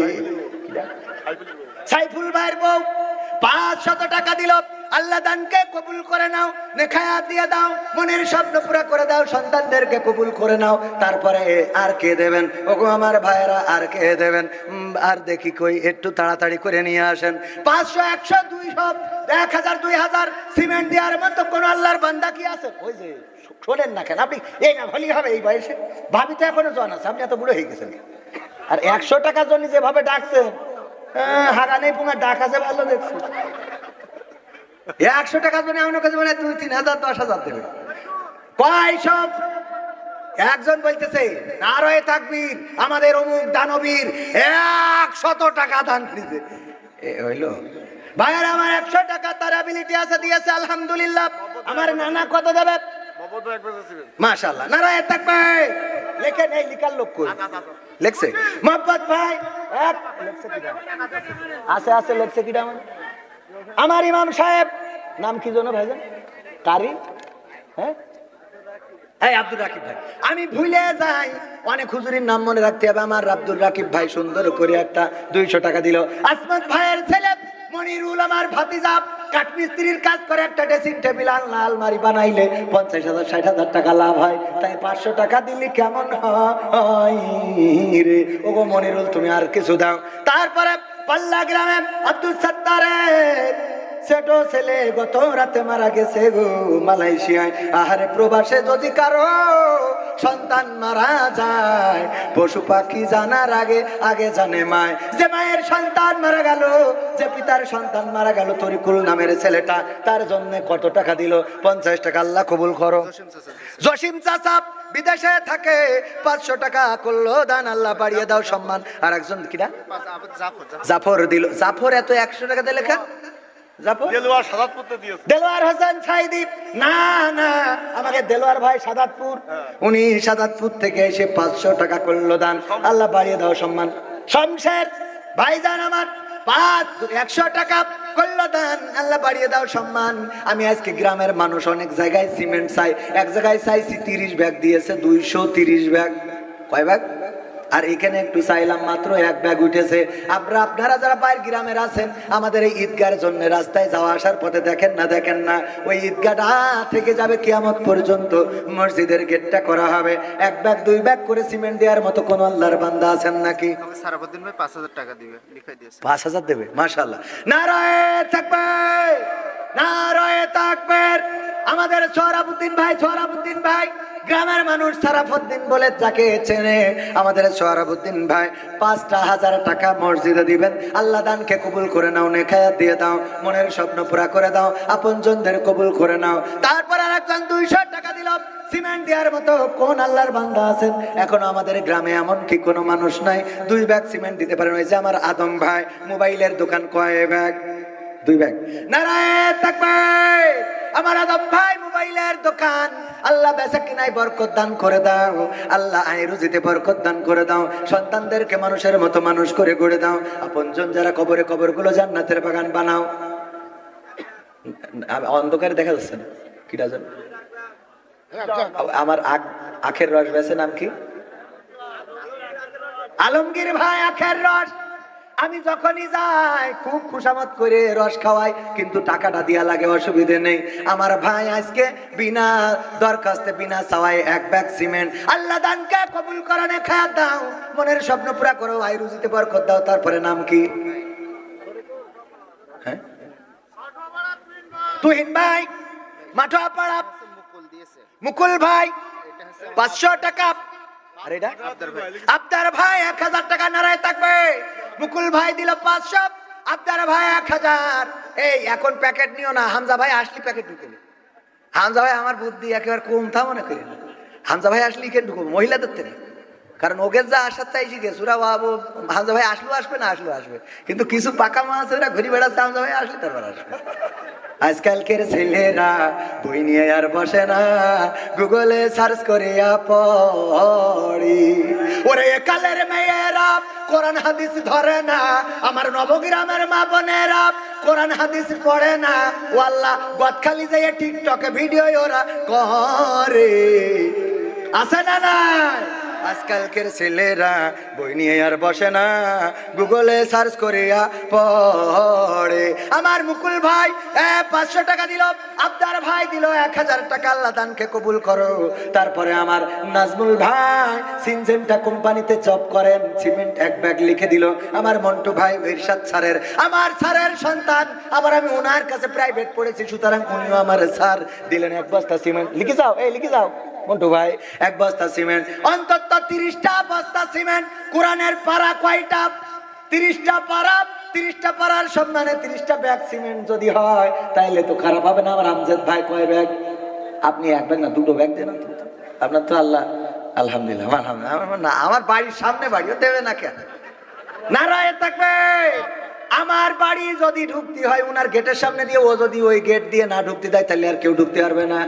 তার কাছে 2 ব্যাগ নেওয়ার দরকার আছে না নাই? আমার আমজাদ ভাই দুবাই ছিল, মেয়ে আছে, কলিজার টুকরা একটা মাত্র সন্তান, আল্লাহ কবুল করে নাও 2 ব্যাগ সিমেন্ট। হারুন ভাই, আলুন ভাই 1000 টাকা ক্যাড করে নোট করলো, দান আল্লাহ বাড়িয়ে দাও সম্মান, 1 ব্যাগ সিমেন্ট। আমার আজম ভাই নারায়ে থাকবে। আবার একদিক থেকে তাউই হয়, আমার ফুফুদা ভাই বিয়ে করেছে উনার মেয়ে, সেই দিক থেকে উনি তাউই, আবার আমার আরেক দিক থেকে ভাই হয়, এই জন্য তাউই ভাই। উনি দিল কয় ব্যাগ? তাহলে 2 দিক থেকে 2 ব্যাগ নেওয়া উচিত, ঠিক না বেঠি? তো থাকা নিলাম না, কারণ খানিক আগে সন্ধ্যেবেলা 500 দিয়ে গেছে। আল্লাহ কবুল করে নাও, বলেন আমিন। তারপরে কোন আল্লাহর বান্দা আছেন আমার ভাইয়েরা, ও আমার যুবকেরা, তরুণেরা, কিশোরেরা, তোমাদের জন্য কত গান আমার আছে, কিন্তু শোনাবো সময় তো নাই কাছে। তুমি যার লাগিয়া, তুমি যার লাগিয়া এমবি ভরো, তার তো বাটন ফুল। ওরে কেমন করে বারে বারে মধুর সুরে বলতো তারা আল কোরআনের কথা, মনে পড়ে হাই বুক ভেঙে যায়, হৃদয়ে চাপা ব্যথা।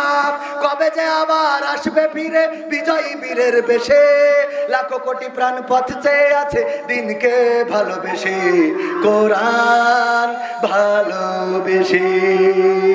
আমরা চিনি না হাম, চিনি না, চিনি না ঝারি, চিনি না আনসারি, চিনি না আমির হামজা। কোরআনের পথে কথা বলে যারা, তারাই আমাদের কলিজা। ঠিক না বেঠে? কালেকশনটা হয়ে গেলেই আমার বড় ছেলে একটা সঙ্গীত শোনাবে, সেই সঙ্গীতটার পরেই ভাইজান একটু কথা বলবেন। অসুস্থ মানুষ, আমি আর সময় নিচ্ছি না। দাঁড়ানো মানুষদের কাছে প্যাকেট নিয়ে যান, যে যে যা পারেন পকেট থেকে একটু কুরবানি করেন। আমি একটি ইসলামী গান পরিবেশন করব। গাও। আমি চাই বাংলাদেশে কাঁদবে না আর কেউ তো দুঃখে, আমি চাই প্রতিটা মানুষ মিলে মিশে থাকবে সুখে। আমি চাই বাংলাদেশে কাঁদবে না আর কেউ তো দুঃখে, আমি চাই প্রতিটা মানুষ মিলে মিশে থাকবে সুখে। আমি চাই বিক্ষোভ হয়ে ঘুরবে না কেউ কারো দ্বারে, আমি চাই কাটবে না রাত কখনো কারো নারে।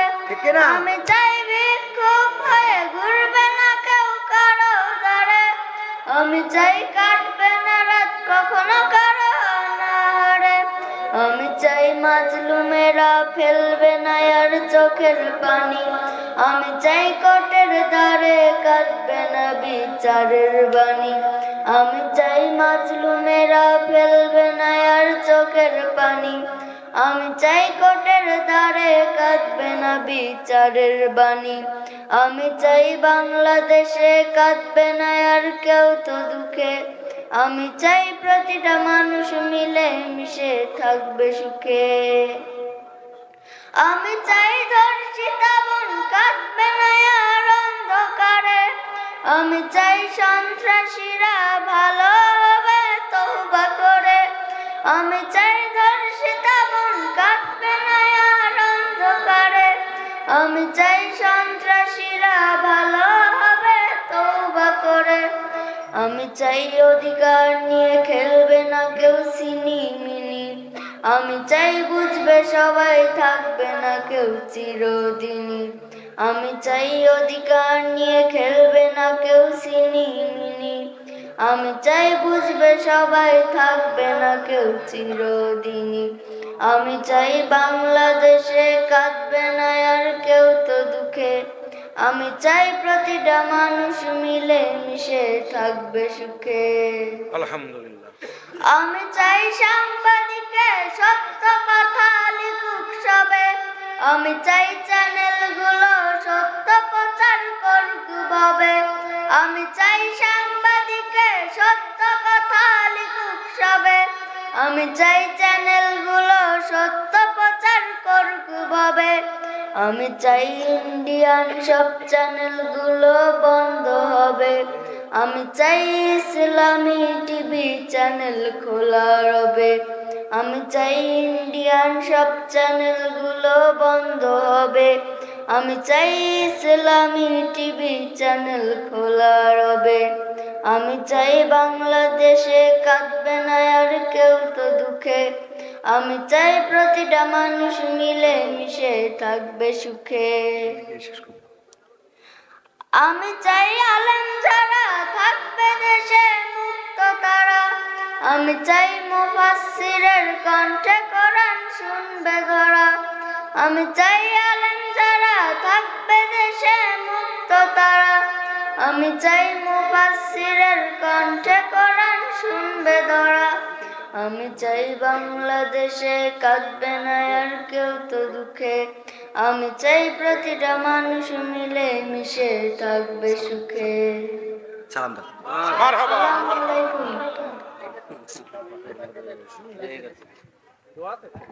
সিয়াটা, সরে এসো, সরে এসো, সরে এসো।